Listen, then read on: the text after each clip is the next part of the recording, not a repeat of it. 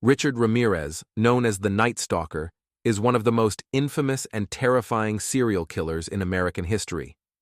His reign of terror in California during the mid-1980s left a trail of brutalized victims and a community paralyzed by fear.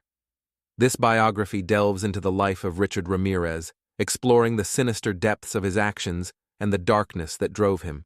Ricardo Leyva Muñoz Ramirez was born on February 29, 1960, in El Paso, Texas. His early life was marked by a volatile family environment and exposure to extreme violence. Ramirez was the youngest of 5 children, and his father was prone to fits of anger, often resulting in physical abuse.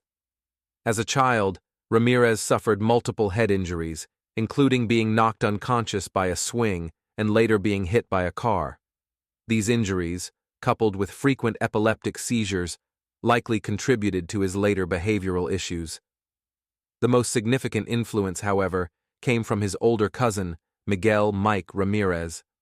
Mike, a decorated Green Beret who had served in the Vietnam War, introduced young Richard to the horrors of war through graphic photographs of his victims, including women he had raped and murdered. Mike also taught Richard military tactics and survival skills. The final tipping point came when Mike shot his wife in the face during a domestic argument, with Richard witnessing the entire event. This traumatic experience left an indelible mark on Richard's psyche. Ramirez's teenage years were characterized by escalating delinquency. He began experimenting with drugs, primarily LSD, and developed an interest in Satanism. His criminal activities started with petty thefts, but his actions soon escalated to more serious crimes. By the time he moved to California in his early 20s, Ramirez had fully embraced a life of crime and darkness. Ramirez's spree of violence began in earnest in 1984 with the murder of 79-year-old Jenny Vincow in her Los Angeles apartment. Over the next year, he would become known as the Night Stalker, a nocturnal predator who invaded homes under the cover of darkness, leaving behind scenes of unimaginable horror. Ramirez's methods were brutal and sadistic. He would break into homes, often choosing his victims at random, and subjected them to extreme violence, including beatings, stabbings, shootings, and sexual assault. His victims ranged in age from young children to the elderly, showing no pattern other than his opportunistic brutality. He often left satanic symbols at the crime scenes, adding an element of psychological terror to his physical brutality. Ramirez's attacks left Los Angeles and the surrounding areas gripped with fear. His ability to evade capture, coupled with the sheer randomness of his crimes, created an atmosphere of paranoia. People began locking their doors and windows, something that was not common practice in many neighborhoods at the time.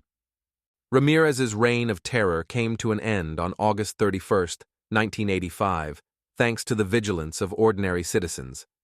After a failed carjacking attempt, Ramirez was chased down and subdued by a mob in East Los Angeles. He was beaten until the police arrived and arrested him. During his trial, Ramirez's behavior was erratic and defiant. He reveled in the media attention, flashing a pentagram drawn on his palm and shouting, "Hail Satan," during court proceedings. His trial was a circus, attracting widespread media coverage and public fascination. On September 20, 1989, Richard Ramirez was convicted of 13 counts of murder, 5 counts of attempted murder, 11 counts of sexual assault, and 14 counts of burglary. He was sentenced to death and sent to San Quentin State Prison. Ramirez spent the rest of his life on death row, where he continued to attract attention, even receiving marriage proposals from admirers. In 1996, he married one of his supporters, Doreen Leoy, a freelance magazine editor. Ramirez never expressed remorse for his crimes. He remained a figure of morbid fascination until his death. On June 7, 2013, Richard Ramirez died of complications related to B-cell lymphoma, having spent nearly 24 years on death row without facing execution. Richard Ramirez's legacy is one of horror and fear.